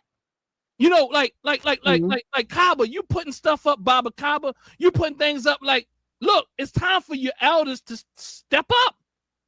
And go ahead. The crazy thing is, years ago, I'm talking minimum 5 years. I want to say even before that. But Tariq Nasheed said, this is plebiscite babble. This is plebiscite babble. You want to go to a place where you're not even wanted. You know how many foundational Black Americans been scammed by Africans in Africa thinking they're going to go over there and get some type of land and gain citizenship? Man, please, take 10 seats. Years ago, I'm talking minimum 5 years. I want to say even before that, because Tariq been out for a minute. I was hearing other brothers, like, I'm going to say this, like Sarnetta. Now, I like Sarnetta. I like his channel, and I like, the debate, the conversations that he do. A lot of people be like trying to throw shots at him. We diverge on that point, but yeah, go ahead. I know. I'm just clear. I mean, Sarnetta's okay. I mean, he's a human being. He's my brother, but he is a problem. But go ahead. But what I was saying is, even on his channel, he was calling for the elders to come back out. Like when everything sort of moved from, being a vendor on the street to trying to do everything online and in videos, he was calling for the elders to come back out and like clear the air and make proclamations and straighten out some things, because Tariq Nasheed was out there, pivoting and slipping in between the cracks and building his little platform in ways that were counter to the overarching narrative. And most of the elders just ignored it. And I'm like, but again, so I'm just like, it is like, for me, it's high time that more people really, really started addressing and calling out. And one thing pimps know well, and I'm calling them charlatans, they know that if he just makes a shift, we forget real quick. Whew. Yeah. And we're very forgiving people. And due to our trauma, we want to see us win. And the desire to see us win has us looking past some very fundamental problems. Like you this is what you do. I mean, anyway, I don't expect you to do anything more. Let me back up. I don't expect you to do anything more, because you utilize pimping skills. If people don't fall in place, you feel like you have the power. You want to remind people, look, you want to tell people's business. I gave them money and this and that and the other when he had this failing, all this type of madness, B. It's pimping. It's all religion. And I mean, I'm not trying to, now, these hoteps, I don't know nothing about no pimping. You guys know about tricking and simping. You guys don't know nothing about pimping. You're too damn busy pandering to the Black woman and telling her, and then there's nothing wrong with giving Black women props if they're good women. But what I'm saying is, these guys are worshipers of women. They know nothing about pimping. They are clueless to what pimping actually is. Stick to pandering and Pan-Africanism. I don't want money and this and that. But don't fall in place, you feel like you have the power. You want to remind people, look, you want to tell people's business. I gave them money and this and that and the other when he had this failing, all this type of madness, B. It's all, I mean, it's pimping, it's all religion. It's and I mean, I'm not trying to, like, I don't want to throw religion in, you know what I'm saying, under the bus per se, but there's always been this long-standing like criticism of religion in general, that, you know, it's a tool to control the masses. And so, you know, there's big sections of the community who are divested from religion. You know, whether that's a good thing or a bad thing, 600 on one hand, half dozen on another, but they're divested from religion. And so into somebody like Tariq Nasheed, who knows that even though you may have stepped away from religion, I can still get you with the same strategy. Break it down with the proper. Now, I'm going to let you guys hear the rest of this buffoonery, the rest of this gibberish. I'm going to let you hear it. Information that be out there, you know, and so I'm like, I took,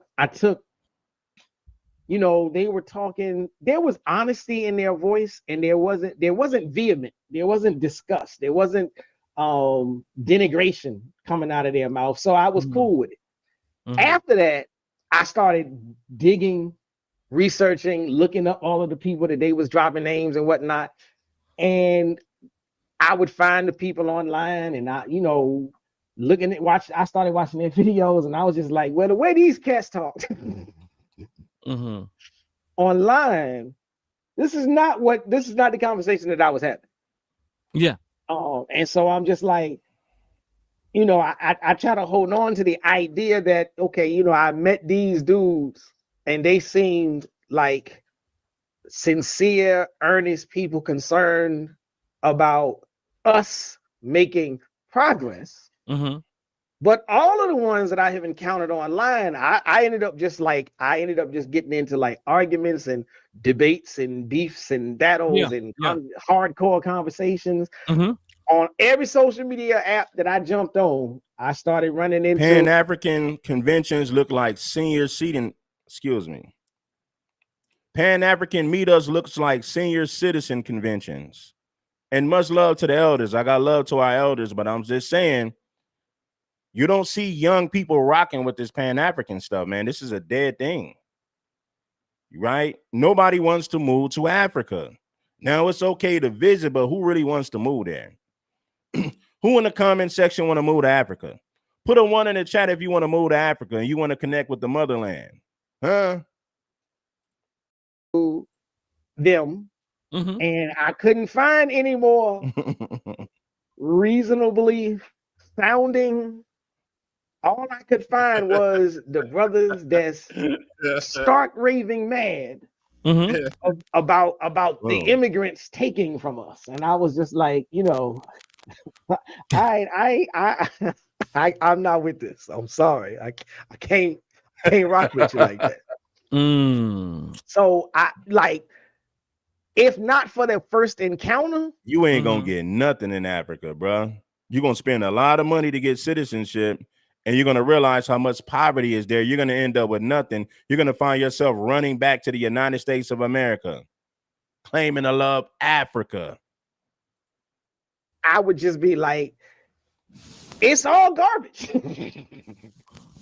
I hold on to the idea that there could be some people that do actually, you know, take to the identification of the label without all the viscosity. But I haven't encountered any other than those at one time that don't come with the daggers out. And so I'm just like, I don't have a lot of positive stuff to say about the FBA movement. Man. If it was what the lunatic, excuse me, let me not, my brothers and sisters who I think mean well in a very traumatized sense. They are in a them against us type of fight. And sometimes they tend to use talking points that make sense. They do. I mean, if it was what they are saying it is, it makes sense. Right. Now, the issue I have is that part of it is, and they'll say, well, this is about Tariq Nasheed. No, it's not about Tariq Nasheed, but yes, it's about Tariq Nasheed as well. Right. Because it's his brainchild, and he has created the foundational tenets, and you are parroting all the things he's saying and saying there's no leader, but absolutely, my debate is absolutely, if you don't want to call it a leader, it's a thought leader there, and you're parroting the thought leader's philosophy. So what he's saying is you're just copying Tariq Nasheed. You don't have an original thought of your own. Tariq, he's the leader, and you guys are just parroting his talking points. That's what he's saying. What I have is that part of it is, and they'll say, well, this is about Tariq Nasheed. No, it's not about Tariq Nasheed, but yes, it's about Tariq Nasheed as well. Right. Because it's his brainchild, and he has created the foundational tenets, and you are parroting all the things he's saying and saying there's no leader, but absolutely, my debate is absolutely, if you don't want to call it a leader, it's a thought leader there, and you're parroting the thought leader's philosophy. Or or whatever, if you want to call it a philosophy, or you know, his working ideology. You understand? Right. I mean, it works, and it's always working. And it's when I mean about working in a social scientific sense, meaning that he's still working on it. It's evolving, it's changing, and he's been evolving from where he has been to where he is for a long time, from pimp to pimp. You understand? From pimp to pimp. You understand? Pimp to pimp. From pimp to pimp. But it's not about him I have problems with, because one man without an army of people who follow him and repeat his ideological underpinnings, that's where the strength comes in. The strength comes in that in where you are repeating exactly what he says, and you try to hide your hand and throw the stone and hide your hand and act like you didn't just do what I saw you do, which is gaslighting. There's a lot of gaslighting in this movement. And I got some good friends, and they say some things, and I'm not trying to be like them. They say, if you don't understand FBA, you are stupid. I said it. I said it. Now this is what they're saying. I hear you. And the reality is, from a scholarly perspective, I want to say is I understand that you're lost. I understand that you don't see the divisiveness that's happening, because you are on guard. You are on defense. You are triggered by what some have done, and which is a reality. But I can hold two things at the same time, because you can totally flip the lens and say what we have done. You can totally see that we have been played against each other, and it doesn't start. It doesn't have a start and stop destination. It then becomes, look what your wife done. Look at what your children have done. Look at these people. You know what I'm saying is, look, anything that has to do with divisiveness, and it's aiding, divide, and conquer, and I'm saying it is a divide and conquer for ideology. Right. I think it's problematic. I'm gonna shut up and let you. What do you mean divide and conquer? Africa is divided. Africa has been conquered. I mean, these guys sound foolish. The place that you're trying to pedestalize, the place that you are pedestalizing, which is Africa, Africa is divided and conquered, and it's been like that for centuries. You dudes are just talking, babbling, running your mouth. Pan-Africanism is dead. Pan-African meet us looks like a senior citizen convention. No young people there. No young people pressing for that movement. It's crazy. Divide and conquer. My God. Africa is already divided and it's been conquered a long time ago. What do we look like linking up with something like that? And we got to listen. Foundational Black Americans got to do what we got to do here in the United States of America. Africa is already divided. It is already conquered. Africa is a lost cause. If Africans in Africa can't get it together, what do we look like trying to unite with that? That doesn't make any sense. Hopefully Africans will fix their homeland. But until then, I don't want to hear nothing about no separation. I don't want to hear nothing about no division. I don't want to hear none of that. Fix the motherland, fix Africa first. Be the example of what you're talking about. No, I agree. My biggest thing was when I was, talking to people and looking up and trying to watch these videos or whatnot, was I was always given the litmus test of divide and conquer. Mm-hmm. The way you can tell, the way you approach any ideology in any school of thought is, does it help us advance or does it help us be divided? If it brings us together, then it's worthy of investigation. If it's Africans are not bringing each other, Africans are not coming together in Africa. This FBA thing has brought so many foundational Black Americans together to the point to where it ain't funny. Foundational Black Americans are getting more done than Africans in Africa. Foundational Black Americans are more productive than Pan-Africanists. 100%. Us is worthy of being shunned. And so I'm like, you can say some things and I'll never, like, I always end up in this situation where I'm like, look, I'm not saying that there aren't things that some people from outside of the US who are melanated just like us, there are some people with some terrible attitudes, but there are some people amongst us in the US with terrible attitudes. And so I'm like for me, kind of sort of like coming up in hip hop, there was the North versus the South. Mm-hmm. And the Africans are the majority in Africa and they still can't get it together. They're not leading by example. When it comes to unity and togetherness, Africa is not leading by example. The majority of Black folks come from Africa. They can't get it together, even though they're the majority of people over there on that continent. You got all those numbers and all those people, and you still can't get it together. This is crazy. Talking about divide and conquer when you're clearly you pedestalize a place that has been divided and conquered many moons ago, and they have no plans on fixing it anytime soon. But they want to tell foundational Black American, you need to be united with Africans when Africans in Africa are not united with one another. Make it make sense. North can't stand the South, and the South can't stand the North. Mm-hmm. Y'all ain't like us. Y'all don't dress like us. Y'all don't talk like us. Y'all music, y'all ain't even the same kind of hip hop. Y'all ain't real hip hop. Yeah. All this back and forth. Mm-hmm. And it was, and so I'm just like, again, the litmus test. Are we coming together or are we separating more and more? If we're separating more and more, something has to be done to stop the separation. And then we need to find out, why are we being separated?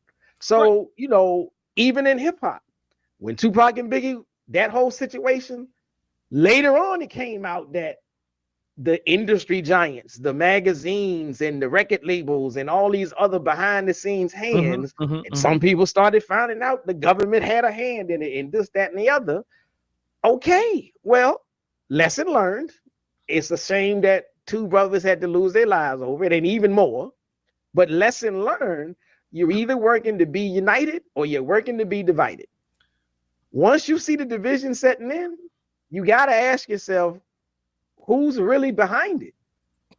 And so Africa is already divided. It's like listening to this is just foolish. It's foolish. You're not going to see young people at a Pan-African meetup or a Pan-African get-together. This right here is a bunch of guys over 50 talking about Africa Man, anyway. Act like you don't see the divisiveness. You understand the name calling, the backbiting, and all these other things. They try to act like you like they're are the innocent victims. Yes. And the immigrants have been taking advantage of us forever. No. And the reality is this: they use this term delineation, or to delineate, and I don't personally see an issue with saying, well, look, I am a specific type of African or specific type of descendant with a certain type of experience. But if it was that, I would say, yeah. But the problem is, it's not that. And there's people who have done that and tried to do that in the Pan-African movement before this guy and his clan. So that's why, in fact, the Temple of New African Thought, the organization I found, is New African, which is a specific type of African with experience here in the West. So that is already something that we already understand the need for being able to see the nuance of African. And it's not to say, like, people can point the fingers all day, but again, we are being puppeted by the system, white supremacy, whatever you want to call it. I don't want to play games with the words, but nonetheless, what I want to say is we are being. What are they doing, man? I mean, think about it, man. What are Pan-Africans doing? Right? They're telling you to go back to Africa, a place where you're not going to get citizenship, a place that's already conquered and divided. Pan-Africanism is a lost cause. Now, it was cool to study the history of Africa. I ain't got no problem with that.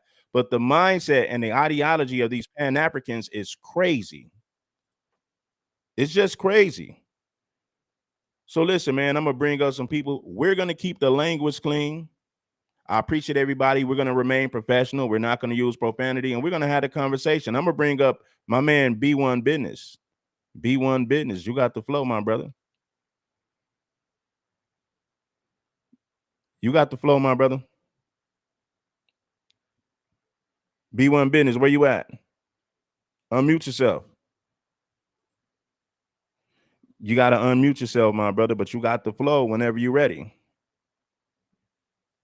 Something wrong with his audio. Anyway, B1 Business, man, whenever you're ready to come up, you can come up, man. All you got to do is unmute yourself, my brother. That's all you got to do. Manipulate it, and you can't see it. And I get it, because you're tired. Talking to me? You're frustrated. All right, you got it. You got it. Go ahead. Oh, I'm good to go? Okay. Hey, man. Good morning, man. Top of the morning to you, Red. Peace to the room. Man, I said I was like, man, I'm just gonna let Red run this program today, man. I ain't gonna even say nothing, But this dude right here, man, and that's all they doing, man. They talking about us gaslighting. They doing the gaslighting, and they just, at this point, I see that they just not gonna quit. They're not gonna stop. And the reason they not gonna stop is because they feel like if they stop saying something, then FBA is gonna get too big and too powerful. But we are already too big and too powerful, because it's a damn lineage. It's 50 million of us. It's not a move. I mean, it's not a group.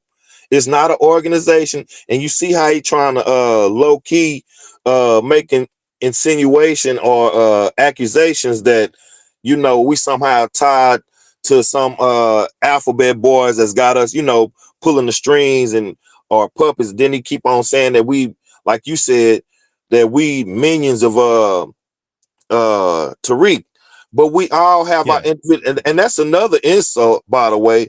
Like, we can't think for ourselves. We've had these I won't say beliefs, but we already knew what was really going on, as far as like trying to hold hands with immigrants, period, for the most part. Like I was telling somebody last night in a room on TikTok that when we was coming up, our parents used to take care of everybody.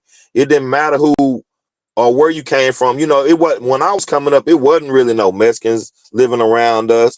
it was man, I seen like one African family living around in our apartments, you know, like in the 90s. You know, we wasn't really living around them. We might have went to school with maybe a couple of them. When I was coming up, you know, I'm a little older, but so our parents, like shit, whoever needed something, our parents would take care of them. You know, anything that we had that somebody needed, our parents would take care of them.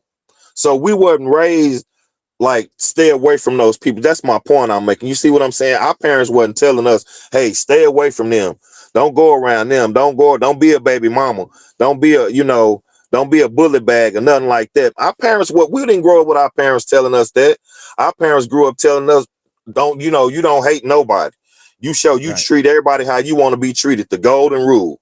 You treat people the way you want to be treated. That's the way we came up. That's the way we was raised. But you know, throughout the years, we seeing this. I always tell the story when I was in college. I went to a junior college. So, you know, the junior colleges, all the athletes from, you know, all over the country that really, they didn't have the grades to go to the D1 school or the D2 schools. You know what I'm saying? You had to go to a junior college to get your grades up first. Then you could transfer.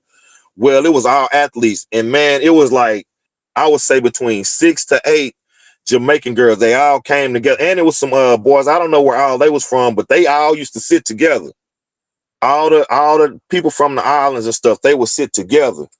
And I mean, some of these girls was fine and pretty, man. They was bad. You know what I'm saying? But when us American boys, the black boys would try to talk to them, they shoot us off like real quick. They were, no, we don't we don't talk. They didn't say, you know, they wasn't calling us no names or nothing, but they was like, no, you American boys, we don't know. We can't deal with you American boys. No, you just wham bam, thank you, ma'am. You just wham bam, thank you, ma'am. That's what they'll say, man. So fast forward when the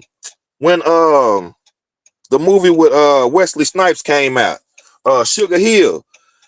I still didn't know, but the man on the movie was calling Wesley a Nakata. You see this way back in the 90s. So that Akata word, my point is that Akata word been around for a long ass time, way before we really got hip to it. We just getting hip to it like the last 5 to 10 years. Well, that word been around. So my point is that's they thinking. And like you said, they not building nothing over there. But this dude, I don't know where he from. Why he want us to be together so bad? We don't have to be together, man. It's okay for us to not want to hold hands with everybody. That don't mean we got hate in our heart for you, or we want something bad to happen to you, or we planning on something bad happening to you. Leave FBA alone, man. But I know they not, man. I know they not. I'm just saying. So these was my point. He just agitated me a whole lot with all of this flim flam and Winnie the Pooh babble he over there doing, man. But I'll let you get back to your program, Red. It dude was getting on my nerves, man. I just had to get that out. Well, I appreciate you. B1 Business anytime, my brother. Right on, man. I appreciate you, man. Much love, man, and have a safe and blessed New Year. You know the New Year coming up, man. I know you're gonna rock out, man. Peace, love, and blessings to you, bro. For sure, you too, bro. Right on. Let me who we got here? We got EZ 4144. EZ 4144. You got the floor. Hey, what's going on, man? Can you hear me all right? I can hear you loud and clear. You got it. Hey, what's going on, man? Yeah, I just wanted to hop on, man. I'll be getting into these spaces in, here and there and stuff.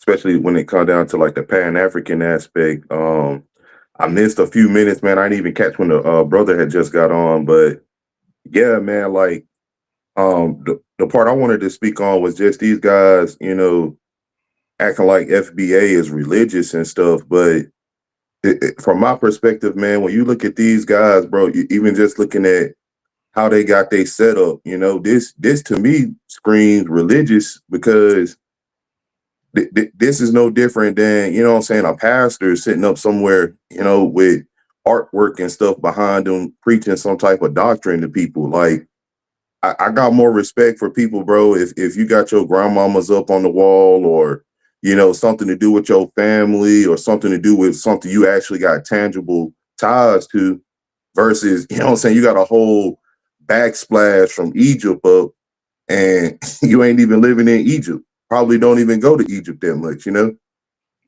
Yeah, there's no unity over there. My thing is just how are we going to connect with a group of people who are not unified themselves? Tribalism and division, separation, and them being conquered. Africa is a conquered place, and the people who live there don't like each other. Listen, I watched the story. It was I think it was some West Africans in a hospital in South Africa. The South Africans was kicking them out of the hospitals. They didn't look at them like they're brothers. They don't like each other. They can't stand each other over there. You got, and let's take it a step further. West Africans don't like each other. Ghanaians and Nigerians and all those people and Cameroonians, they don't like each other like that. There's so much separation and division over there. So how can we unite with them before we get ourselves together as FBA here in America? That don't make sense. Yeah, even within the countries, man, there's so many different ethnic groups. Like they'll tell you straight up, I come from this tribe, I come from that tribe. We have this culture, we have that culture. So again, especially when you got examples of people that's been to the continent, living on the continent currently, it's FBAs that are in Africa that are letting us know right now what's going on. Yeah. And like you said, you made a good point. Even within Nigeria, you got tribalism within Nigeria. You ain't got to go next door to Cameroon. There's people in Nigeria who don't like one another. So you guys got so much tribalism, separation, and division. What do we look like trying to unite with that before we get ourselves together in the United States of America? Yeah, and that's why I said, man, like the beautiful thing about FBA is the fact that, for one, it's a realist movement. And I only say a movement just in the fact of the ideology getting out there for people to get tap back into what's already known. You know what I'm saying? Like a perfect example of people from the South, people from the West, people from up in Chicago. Like we got these roots and these ties to the land that go back hundreds of years. You know what I'm saying? So it's not that we, making up something new. It's just that we codifying and getting on code as far as what we're going to need going forward into the future, because these guys are talking about Pan-Africanism and stuff. And we sitting here in a global environment where, they're changing over the financial system to brand new things. They changing over healthcare. They're changing over the structure of the internet and stuff. So it's like, we got way bigger problems to worry about than to try and have some huge Pan-African movement that hasn't done anything in over 60, 70 years.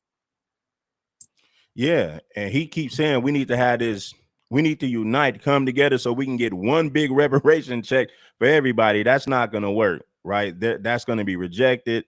It's just impossible. It's never going to work. We got to do what we got to do as foundational Black Americans. Africans fly their different flags, the Jamaicans, the Haitians. So, and we never got mad at them. Have we ever told Jamaicans and Haitians they're wrong for coming over here with their Jamaican and Haitian flags? Why do they wave that flag? They wave that flag to let you know that they're different from you. That's exactly why they bring those flags out. I'm not an American. I have culture. So they wave these flags in our faces on purpose to let us know they are different, right or wrong. Yeah, that's right, man.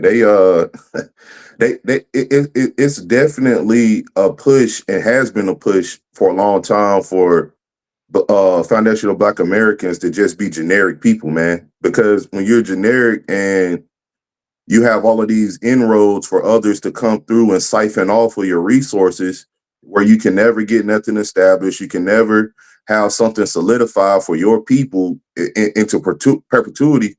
You run the risk of, like you said, you got people coming over here, and the reason why, going back to Umar, the heat is so heavy on the tethers at this moment is just because, like, you know what I'm saying, what's going to be worse in any type of group? You know what I'm saying? Those that can pass as you and got other objectives when infiltrating, getting into the group when legislation is going through, or people that we already know, or these are small other minorities that don't hold as much significant power when it comes to getting the movement, keep going forward. We don't got to worry. We know if a Latino gets up somewhere and says something out of pocket, you know what I'm saying, to do with affirmative action or, you know what I'm saying, DEI or something like that. We that's clear. What we have to focus on is these people that come in undermining the movement and trying to blend in. Yeah, I mean, yeah, that's a major problem, man. And like I said, we got to get, like, ever since, you know, FBA has been a thing, it's united a lot of us so that we can see the bigger picture moving forward. I mean, listen, when you these FBA movements, man, it's a bunch of civilized, like-minded people that's getting together. We're communicating, we're connecting, we're doing business with one another. So we're expanding as foundational Black Americans in America. Once we start adding once we start adding people from different places, that's when the water is going to get muddy. It's FBA B1. We got to do what we got to do here. First things first. Africans need to get their stuff together in Africa. Let me say this to you, Africans. You guys need to be the example. If you want to claim to be the motherland, you need to be the example of unity. You need to be the example of togetherness. Don't talk all this, oh, we brothers, when you guys are not even brothers with each other in the motherland. So much hatred and separation, division, and tribalism amongst you all in Africa. We don't want nothing to do with that. We're trying to fix our issues in America. Africans are broken. They've been separated for so long, separated from language, tribes, and all this. It's impossible for foundational Black Americans to unite with Africans. It's never going to happen. We got to get our stuff together right here in the United States of America. I'm going to let you land, my brother. Yeah, man, I totally agree, man. And appreciate you for letting me on. Like you said, bro, real FBAs and the core of the movement, man, there's a lot of things moving and shaking that a lot of people don't even understand. Like a lot of the discord and hate that's coming from these Pan-Africans and other groups and stuff is really just a byproduct of the fact that they see the work that's getting laid and being done in America for us. And again, one of the big things that's gonna hopefully be a big win for us is gonna be the birthright citizenship that's coming up to the Supreme Court. And outside of that, it's people like me and a lot of other brothers that's getting together, you know what I'm saying? Even outside of the reparations movement, we still moving and shaking. That's the FBA way. You know, we purchasing land, we doing business, and we getting things rocking. So I appreciate you letting me on, bro. Hey, man, anytime, man. You most definitely welcome to pull up, brother. Appreciate you. All right. Shout out to everybody that's been rocking with us, man. And like I say, it's FBA or nothing. We got to stand on business right here. Right? All this back to Africa stuff is not going to work. It's never worked. That is a dead issue. That is a waste of time, money, and energy. It really is. You know, I appreciate everybody for pulling up to this show today. We had a wonderful time. Everything was dope conversations. I was trying to get more people to pull up, but then again, it's all gravy, baby. The show did what it was supposed to do. The people who came up are the people who came up. Salute, much love and respect. Microphone check. And like I said, if you haven't seen Microphone Check, go out there and get Microphone Check. Support Brother Tariq Nasheed and the Microphone Check. Support Brother Tariq Nasheed with the Hidden Colors movement. And we're going to continue to support one another moving forward. Foundation of Black Americans, stand up. I got to get up out of here. It's your player partner, King Supreme. Make sure that you like this stream. And yes, hype the video when it uploads to YouTube. And yes, subscribe to the channel. Subscribe to King Supreme. I got to get up out of here, family. Peace to everybody. Enjoy the rest of your day. Stay beautiful and stay blessed. 100%.